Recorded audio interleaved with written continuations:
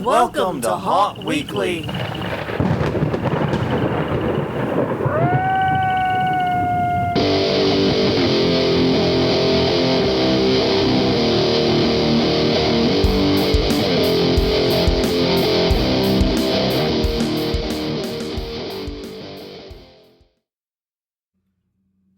Hello, everyone. I'm Jonathan. I'm Crystal. And this is Haunt Weekly, a weekly podcast for the haunted attraction and haunted entertainment community. Whether you're an actor, owner, or just plain aficionado, we aim to be a podcast for you.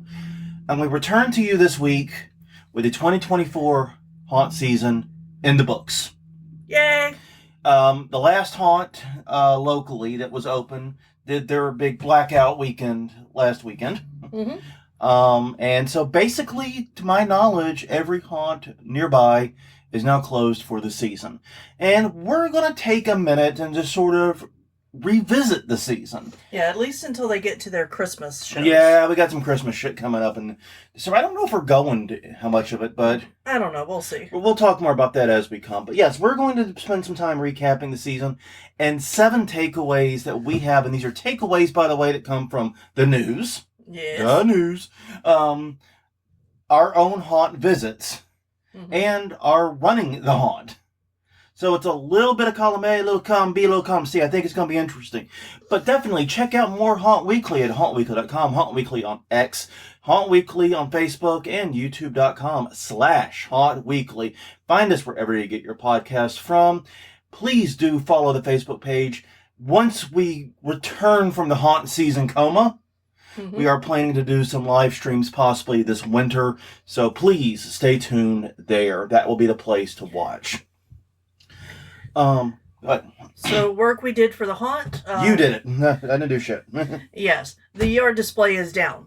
Functionally. Yeah, other than the tunnel, but all the lights, all the skellies, all that stuff is down. And in the new storage system that you hyped up last week and didn't tell people what it was. Yeah, the HDX storage system from Home Depot. Exactly. I think that is the exact name of it. Yeah. It's you'll know it by the black bottoms and yellow tops. Yes, and you get They look like a bumblebee coming at you. Yeah, and they're about $10 a piece. For the 37-gallon containers? Yeah. They're significantly more expensive for the larger containers, but we didn't need a lot of those, so we just bought like a shit ton of the 37 gallons. Mm-hmm. And one thing I've learned is that the lids for the 37-gallon also fit like the 15-gallon, the shallow ones. Those were the ones used at Decomposed. Oh, okay. It's the same lid. Yeah, and they've got a little place that you can zip tie it or put a lock through. Yep. They're watertight. Yep. They're stackable. Very, very stackable. Mm-hmm. And watertight. Meant to be outdoor, indoor. And a lot of places construct special shelving just to hold it. Yeah, so that it can slide out and still open. Yeah.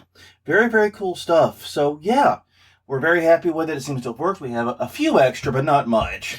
No, and once we start cleaning out the actual haunt, because there's a few areas we haven't looked in like, I don't know, 10 years maybe? Yeah, we might be buying more buckets, actually.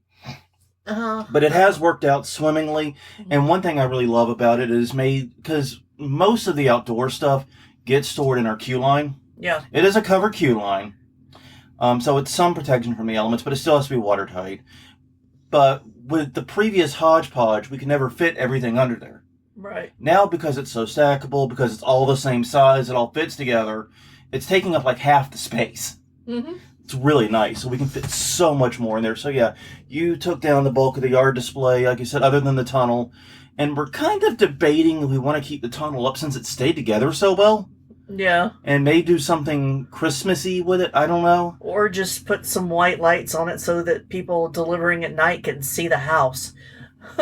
You know, we could look up those white net lightings, or just the net lightings that are color change and set them to white. Yeah, I've already got the color change in our list. Okay. So yeah, we got options here. We've taken everything down. We intend to immediately take it down. Once again, you took down everything. I barely did shit. I was feeling like crap that day. It was a rough weekend. Yeah. Not gonna lie. Well, so yeah, that's basically it. Is trying to appease the neighbors. Oh, the other thing is having it so neatly stored. It looks so much better from the curb. It does. Our queue line doesn't look like a hoarder's mess. It actually looks organized and well put together. Yeah. So yeah, I know, wild idea, right? So yeah, that is what was achieved this past week for us. Hopefully, this means on Friday the lawn guy will come over and actually mow the goddamn yard. Yeah, it has become a small ecosystem out there. You know, it's interesting. A couple of houses around our court have been growing butterfly gardens, Right. which is where they're letting either patches of their yard or most of the yard grow fairly wild. Mm-hmm. And actually, I don't mind it at all. I think it looks pretty good.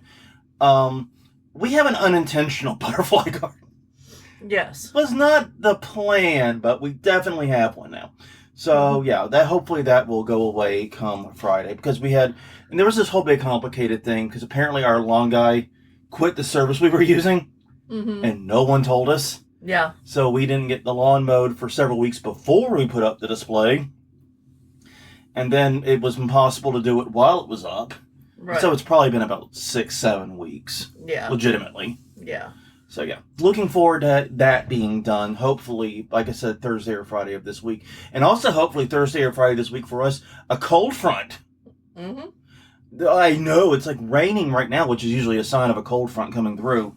But yeah, we're supposed to get a cold front Thursday, Friday. It's supposed to actually feel like autumn, which is great considering it's fucking winter. Yes, and by a cold front you mean lows in the 50s. Yeah, the 50s. It's not No, gonna 50s and highs in the 60s, yeah. Yeah, I won't even have to bring in my carnivorous plants. No, and they're not going to have to drip any faucets or anything like that. No. And the worst part of that is it isn't going to kill the fucking mosquitoes. Exactly. Bastards. My plants will still gorge themselves. I'm surprised with the amount of mosquitoes in this area that your carnivorous plants are not just like taking over the whole area, like Audrey 2 type thing, just taking over. Yeah. Anyway, well, on that note, every week except for last week, we answer question of the week. I forgot to post it last week. That's on me. It's like I said. So ask it one more time. When do you start work, like the actual physical work, on your next year's haunt season? You give yourself a little break? Do you start in January? Or do you just get right out there November 1st and get back at it? Let us know at all the places we previously discussed. HauntWeekly.com, HauntWeekly on Twitter /X, HauntWeekly on Facebook, and YouTube.com /HauntWeekly. Alright.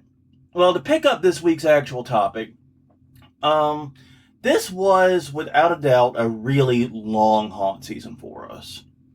Yes.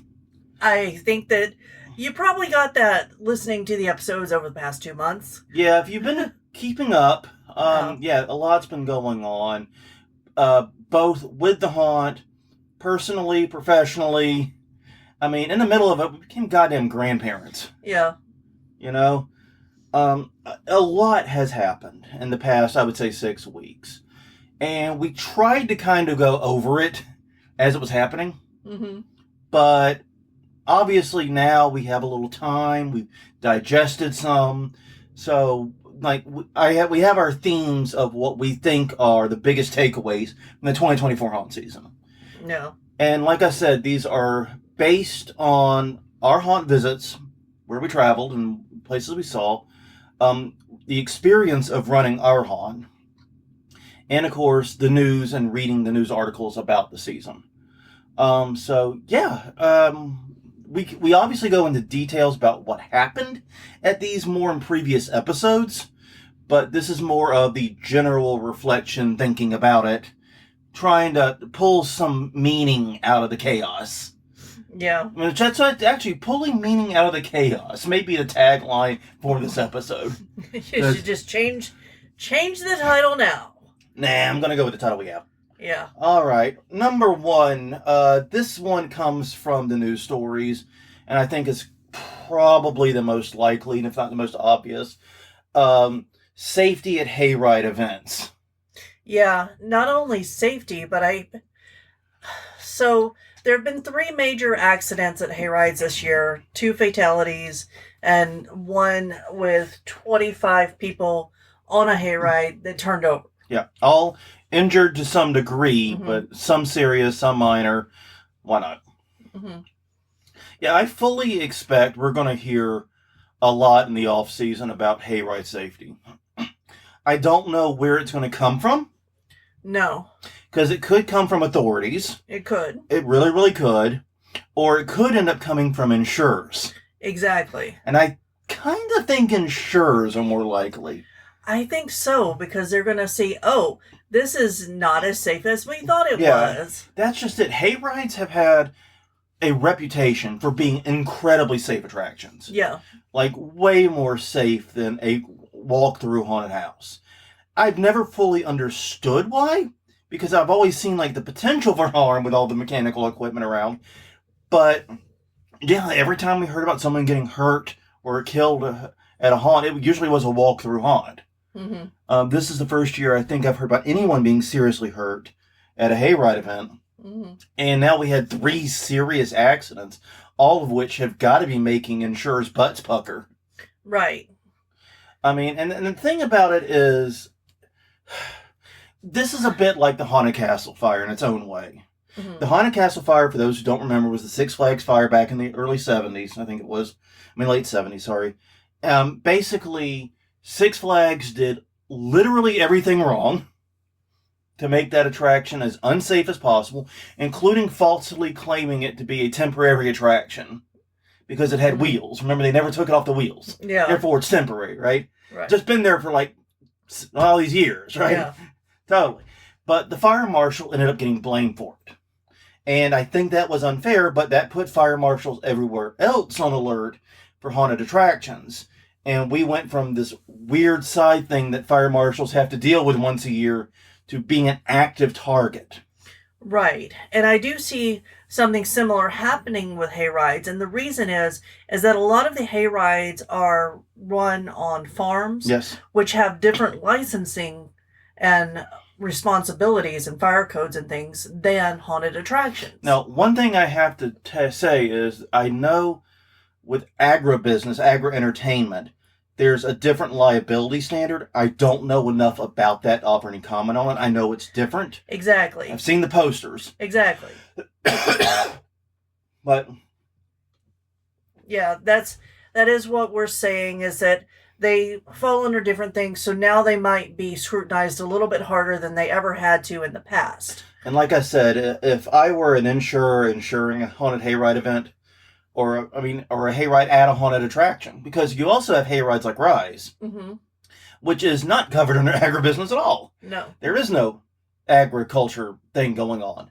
Mm-hmm. The one at Eckert's Fun Farm we went to, or that other one we went on to the North Shore once upon a time, Right. were actually agribusiness. So, there are some that are both ways, but yeah. And like the first one, we only know about one of the fatalities, and it sounds like the hayride didn't do anything wrong. Right.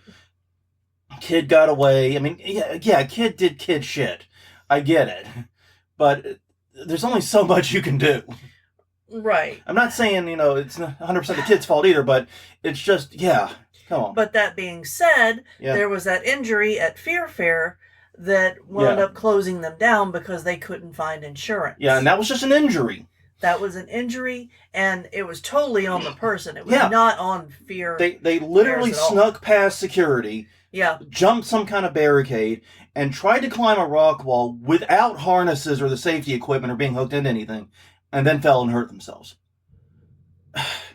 And the fact that idiot killed Fear Fair pisses me off to no end. Oh, yeah. But that's just going to prove how this shit isn't fair. Right. So yeah, I do expect to see some really good, really close examination of safety at hayride events overseas, and both by insurers and possibly authorities. I think the pushback is coming somewhat. There may be new regulations or requirements. Keep your ears to the ground on this one. This is an evolving space right now. Yep. All right, number 2. Number 2. Yes. The storytelling lessons from Exiled. A positive one. Yes. We visited there in early October. It was easily our favorite of the year, not just because it was new, but because it was a different kind of experience. Yeah, and yeah, we had a super cool experience there. Met Darren Bozeman, and he got us into the VIP thing, and we got to do that crazy ball of shit. Yeah. That was wild. But here's the thing. Even if We had just stuck to the level we were at. Mm-hmm. Never met Darren Bozeman, never went into the VIP tent, and just did the trail after doing the carnival. We still would have had one of the most unique haunt experiences ever. Yeah, I agree with that, and I think that the difference is because you were asked to participate. Almost required to participate. Yeah. Because that's one thing I've noticed. It's like when we go to Rise and the Asylum, it is a very interactive haunt. And they say to you, please participate, please play, Yeah. please banter, please, respond. And the fact is, I do it because I'm an asshole that doesn't care. But almost no one else does. No. Very. And there were a few years there where there was a victim there that was asking for help. Yeah. And I wanted to untie them, but I didn't know if that was part of what I could do. And then we did it one year. Because they said, don't touch the actors. But then now it's in the speech that they give outside. They say you can release someone if they're being asked to be released. Yeah. And you get a different ending if you do that. A slightly different ending, at least. Yeah. So yeah, no, it's so hard. It's incredibly difficult to get people who aren't expecting to interact. And I think one of the challenges the Asylum has there is the other two attractions at Rise are very much non-interactive. Right. They have a little bit of interactivity in places in the big house, but the hayride, really and truly, I mean, it's a hayride. It's very limited opportunities for interaction anyway. Right. But the point of the matter is, this was an attraction built from the top down to be an interactive attraction. A very, even though you and I went through the trail together, yes, side by side, same group, did every step along the way, I feel like we got very different experiences. We did. I had to reach in an outhouse. Yeah. You had to confess what your regrets were. Yeah. We had very different experiences going through this. Mm-hmm. And yeah, that was incredible. So it's a very different kind of haunted attraction that's so heavily focused on, and one of the things I love about it is there is a very rich story and lore there, but you don't get told it.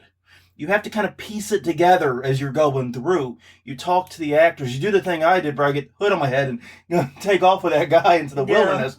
And, you do these things and you get the story and the lore piece by piece by piece. And even understand how the VIP tent with the elites fits into this crap. Right. It's crazy. They had it, and once again, a lot of this apparently is Darren Bozeman's work. He was the lead on the carnival and the VIP tent, apparently. Right. He did both of those things. So, yeah, some of this is his work, and obviously he's going to come at it from a storytelling perspective. But yeah, this was a place that not only let you participate, it forced you to participate. Yeah, and I think that this is definitely something that haunts that are trying to be more interactive with the crowd can do. Yeah. Tell people what you want them to do, and they'll generally do it. I will never forget for the life of me how awkward it was when we were at the stage show at the very beginning. Mm-hmm. And they're like, dance! And I'm like, I have no idea how to dance at all, period. So we'll start there. And second, how do you dance to this music? It was pretty simple. It was the twist. Yeah, but it was so... But you know what I mean? It was very, very... Well, okay, that was the second song with the twist. It was. The first song was not. I don't remember what it was, but I remember thinking, that song doesn't have a rhythm that lends itself. It was a country song of some sort. I'm not the best person for figuring out how to dance to country music. Now, I think the reason why we don't see more of this is because it is a killer for throughput. Yeah. You need a lot more actors, and you're going to get a lot fewer customers. So our tickets, the level 2 tickets we had, not the VIP ones, were $60 a piece. Right. We paid $120 to do this, and that just included the carnival and the trail. Now, like I said, met Darren Bozeman. He very graciously upgraded us. Mm-hmm. If we had paid for those, it would have been $200 a ticket. Mm-hmm. Insane amounts of money. Yeah. And I can definitely see that a lot of people are not going to pay that. But that's what it costs. We spent an hour in that tent with 7 or 8 professional actors Mm-hmm. doing some weird shit that actors deserve to get paid well for doing. Yeah. Well, and there was the whole as you're wandering around the carnival, you go up to the tent and they say No. you can't come in here. You're not good enough to be in Yeah. here because they We're looking at our tagged necklace. us. Yeah, they tagged us with necklaces. But that would create FOMO and some people would go and upgrade. Yeah, I don't doubt it.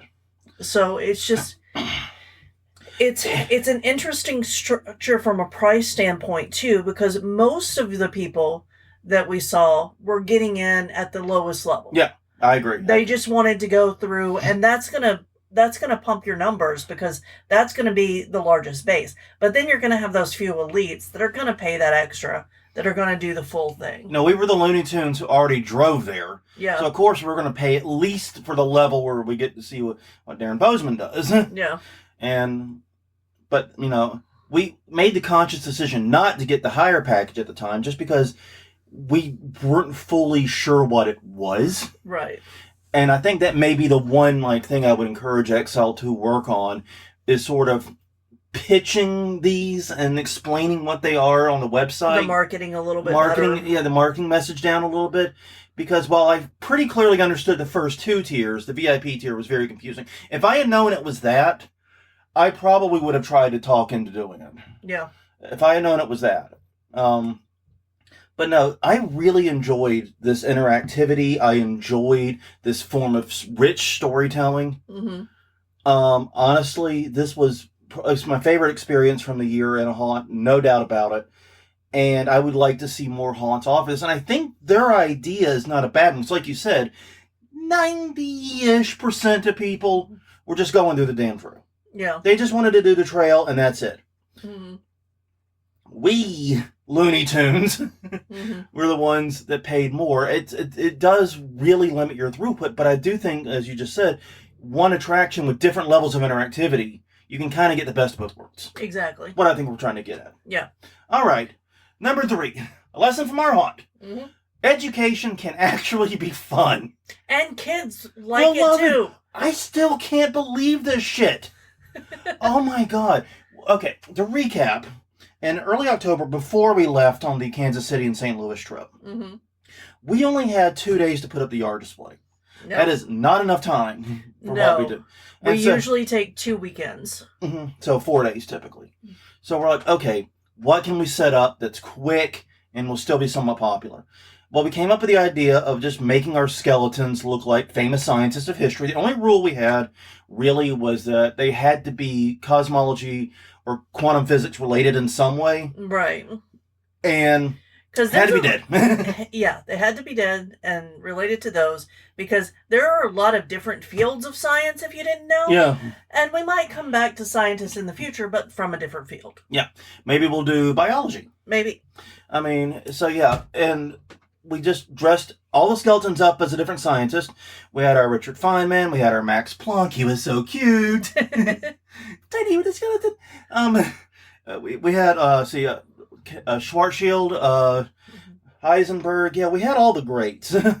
But it was really funny because we did it and then we put QR codes on them so that you could scan them and find out who they were. Right.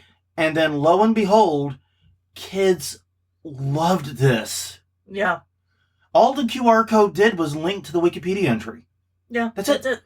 It was a URL to take you to a Wikipedia entry. Yeah. Well, and I explained this to one of my coworkers, and she's like, so you created a Wikipedia page for each scientist? Are these real scientists? And so I had to explain it to her. Yeah, these are actual scientists. These are actual scientists who already had their own Wikipedia pages. We just did a QR code with a link. Yeah, it's literally just a URL. It was the time spent on that project was literally the time it took to print the 20-odd pages of QR codes. Yeah, and laminate.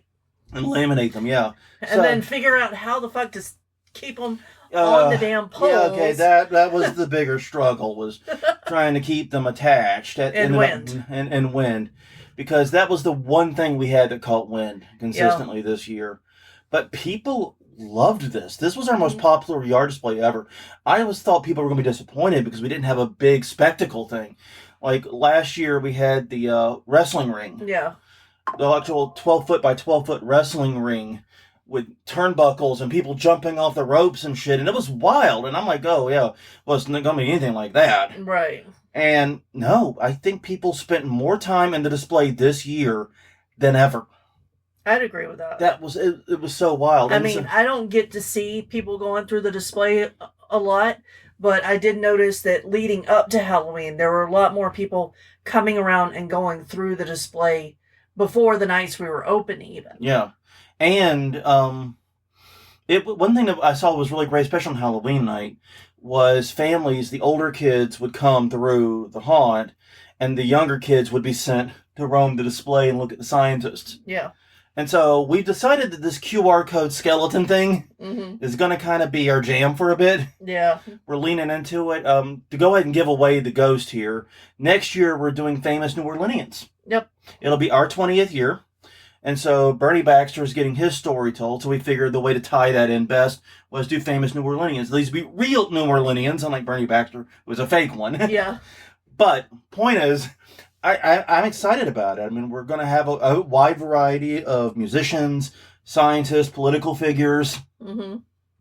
You know, we've got such a rich history here. I don't think we're going to be one. In fact, interestingly enough, they just opened the New Orleans Hall of Fame.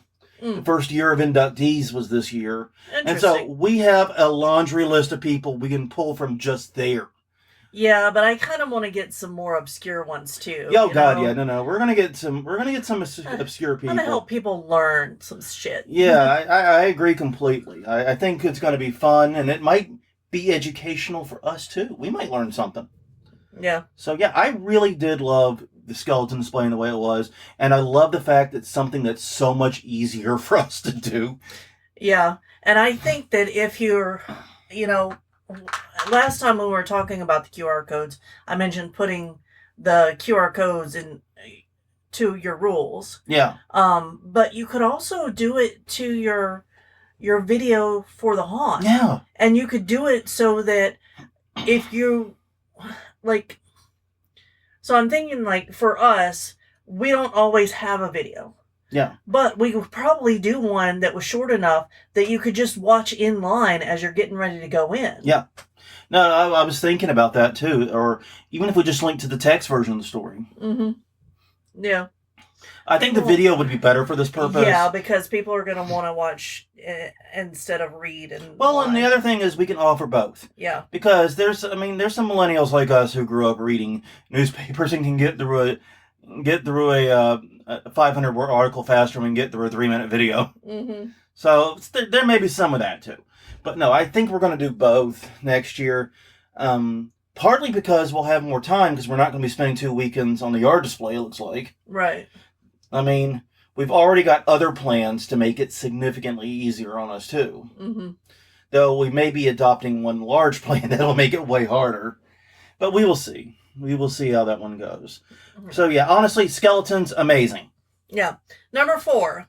This one is also from the news. This isn't a sad one.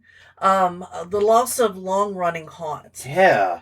There were a lot that closed this year, some without warning. Yeah, some closed like a week before they were supposed to open. It was weird. Yeah, it really was. Some had, the reasons for doing it. Some didn't.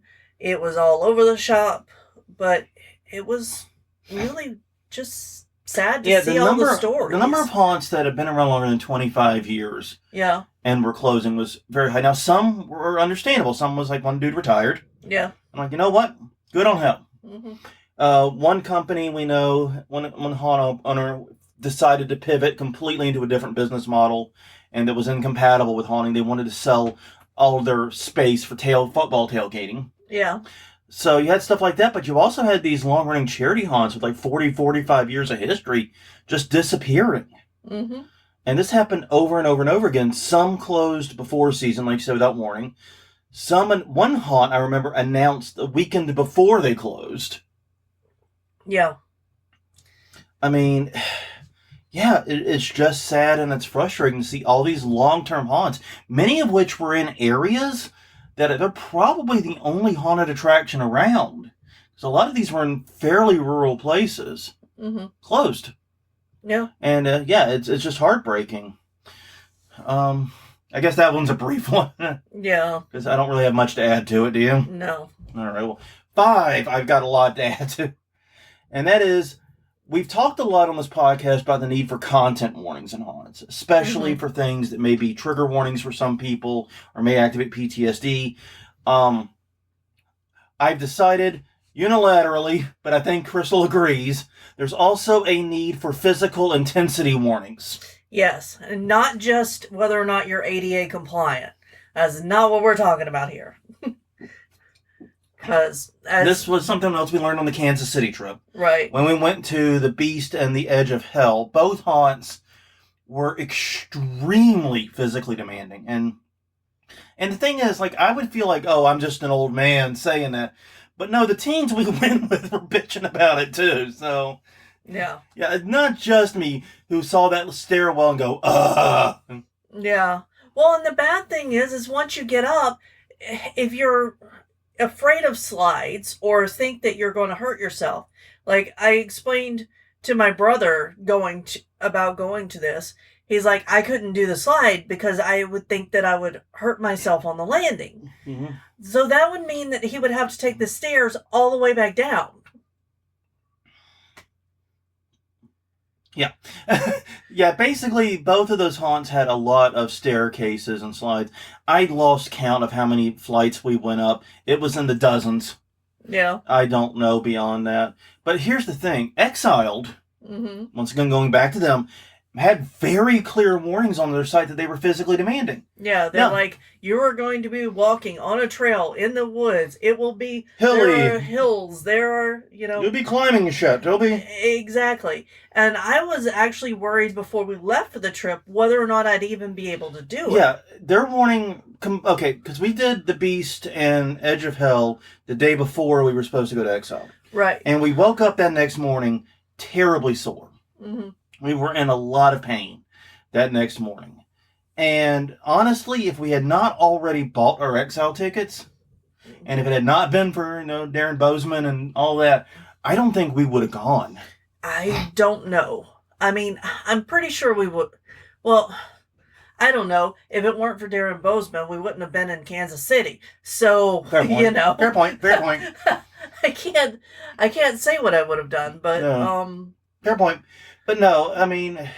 But yeah, I was really worried about it, and then we got there, and it was way easier for us. Yeah, and the true story is when we got there, we kind of resigned ourselves to each other that we're just going to do what we can and not push ourselves physically. Yeah.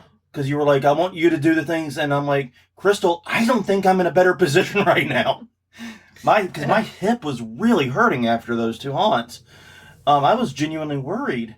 But no, we were able to do it fine, even with the injuries. Right.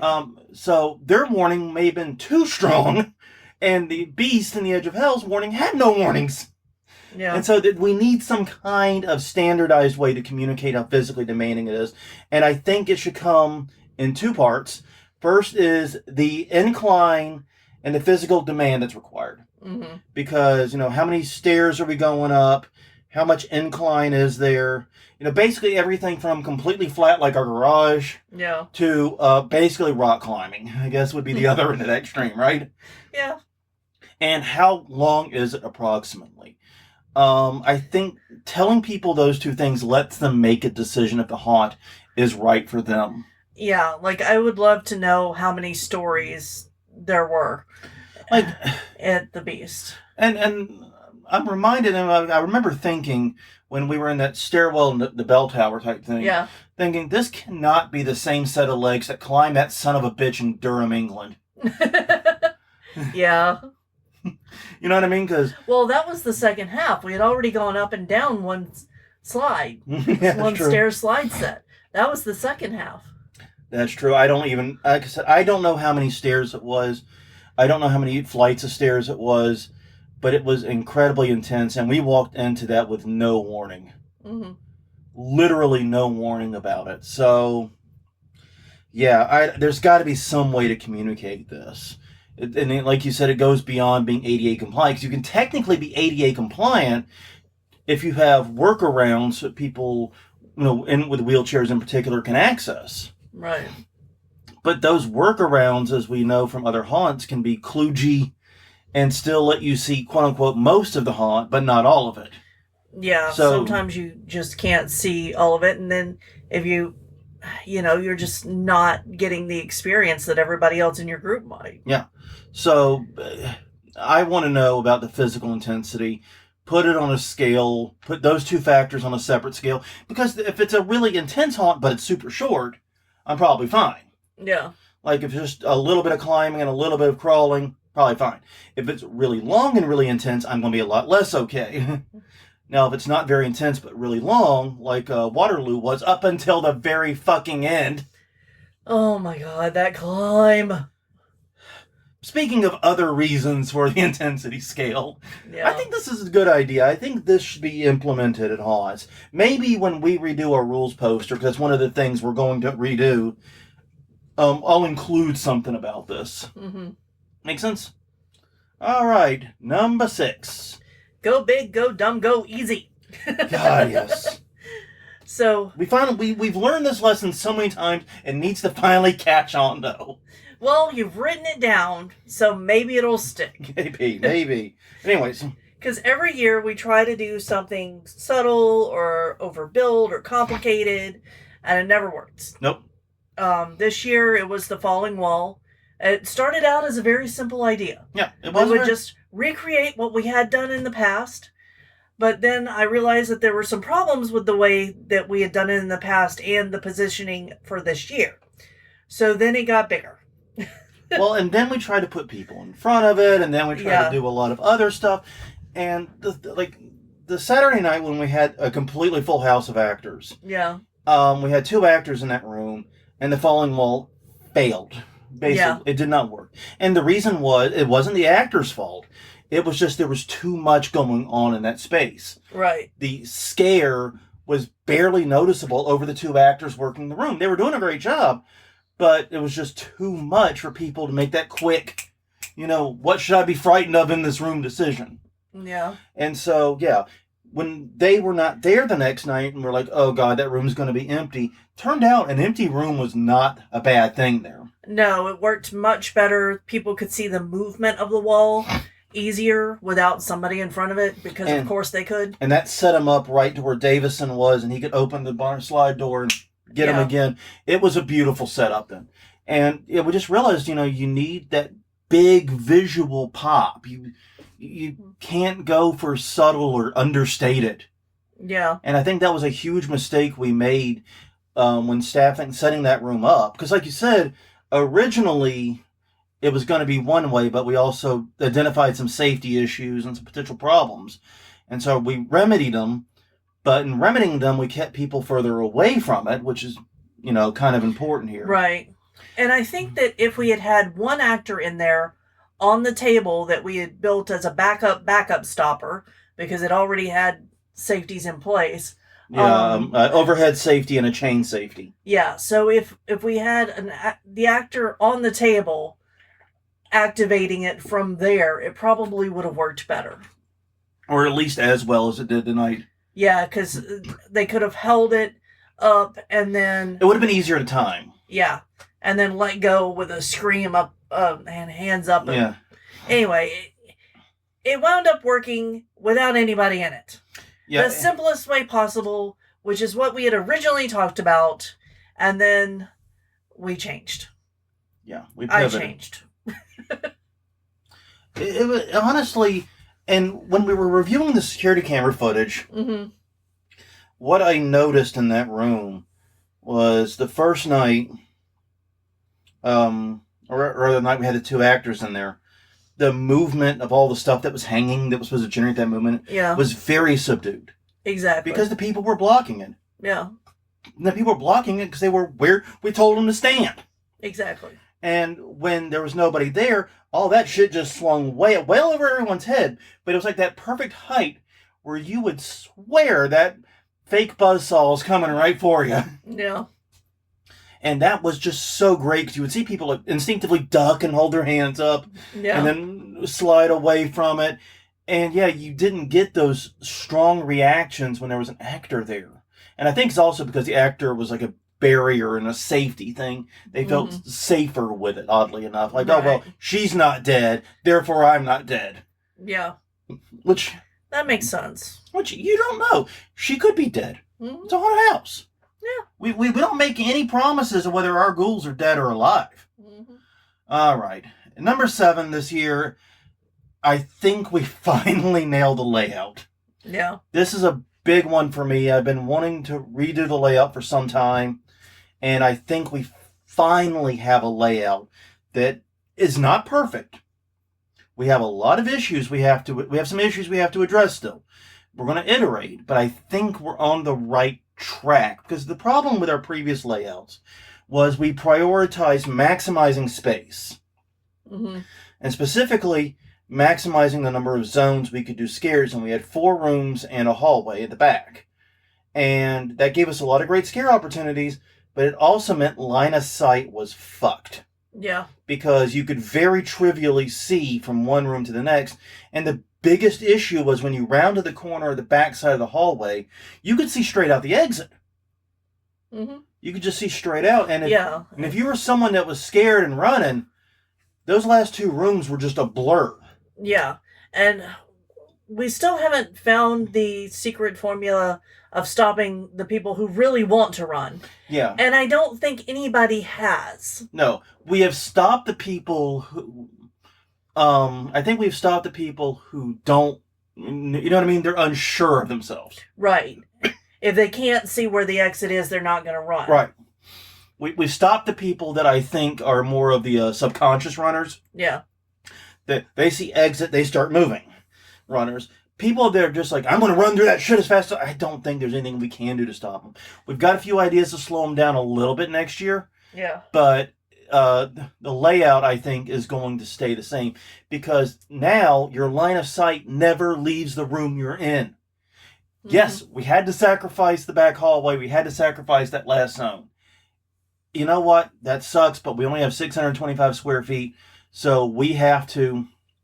You know what I mean? Yeah. We have to make a choice. Mm-hmm. Do we want the 5th zone, or do we want to have better sight lines? We wanted better sight lines.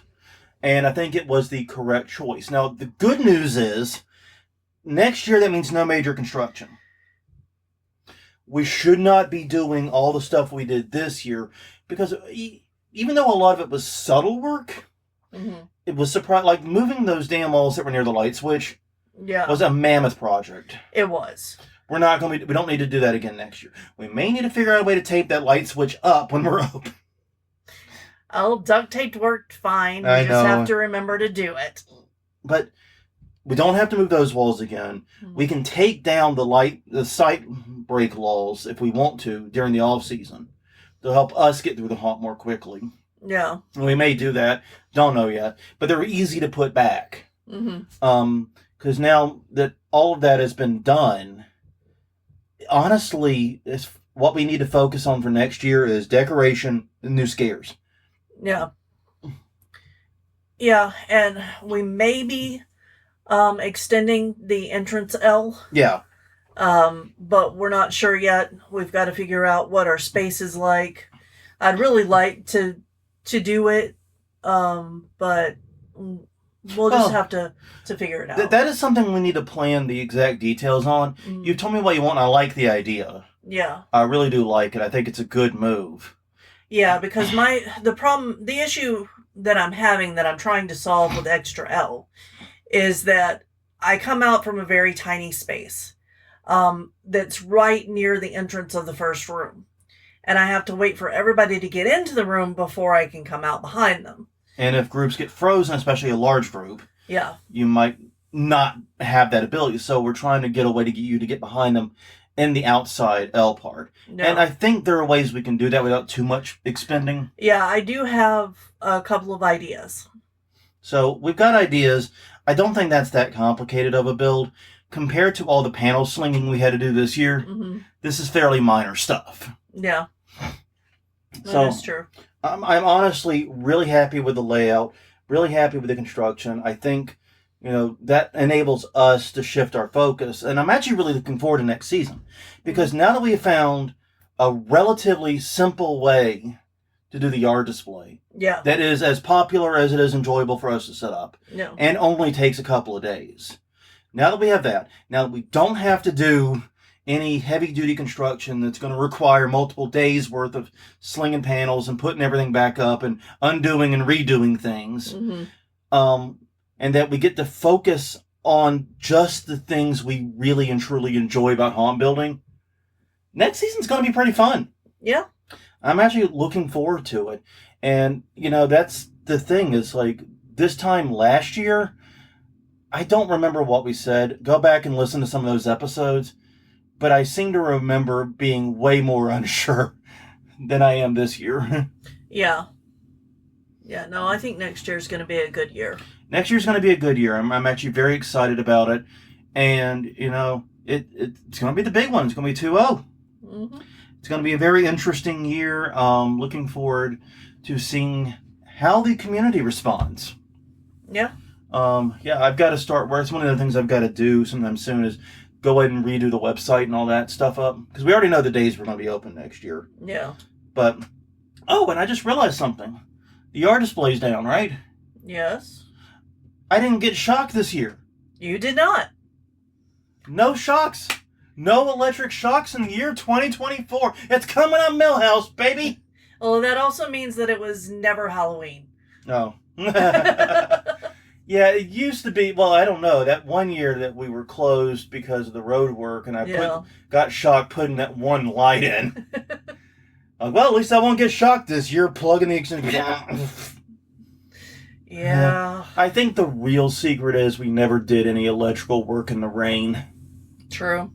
We had a very dry start to the season. Yeah, and the only, in fact, oddly enough, the only injury I took plugging and unplugging things was when I cracked my knuckles on the wooden pallet trying to unplug the spotlight that was broken. Yep. Wasn't a shock, I just whacked my hand hard. Mm-hmm. Oh well. But so yeah, all in all, this was a good season. I really did enjoy this. It was chaotic. I felt like we didn't do as much. Right. As we usually do. I mean, it proved the fact that we went to the 13th gate on literally the last night they were open. Yeah, well, we definitely didn't do as many haunt visits as we normally would because we were so far behind on the build. And we were so far behind on the build because of the heat and everything else. Well, not only that, but the build kept growing. Yeah. Yeah, especially because this was a treadmill year. Yeah, exactly. It felt like we were taking 2 steps forward, but losing traction with every move, because you'd realize something else has to be done. Yeah. It's one of the reasons why we've been very reluctant to move those walls is we knew that was going to be that type of thing. Yeah. Because of how it was built into, I don't know, every goddamn inch of that haunt. Yeah. So, yeah. All in all, it was a great year. I really do regret not getting to do much. My hope for next year, we'll do a few minutes of hopes since we have a split second. My hope for next year, one, I would like to do a bigger haunt trip. Yeah, I think that we could probably swing that. I would like to do it, maybe go to Columbus, like we've been talking about for a while. I don't know. We got ideas for places we want to go. Kansas City was a real last-minute pivot for us. Mm-hmm. And granted, it worked out amazing. I'm really happy we did it. But, yeah, it was not a full haunt trip. We only realistically saw 3 haunts in the city. Yeah. We revisited Waterloo near St. Louis. But, as far as Kansas City, we only saw 3 haunts, and 2 of them were functionally the same attraction. Mm-hmm. Yeah.